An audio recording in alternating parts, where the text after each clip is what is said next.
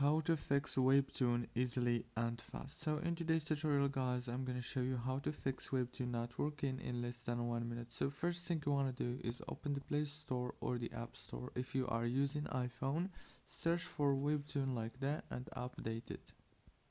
That's the first step, and then go to the settings, go to the wireless and networks, enable the airplane mode, and after 5 seconds disable it.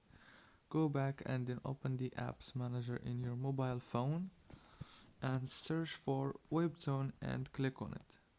When you click on Webtoon, now all what you want to do is force stop the app and then go to the data usage and make sure that those options are enabled. Go back again, click on the power usage details and force stop the app from here and make sure to enable the power consumption alert.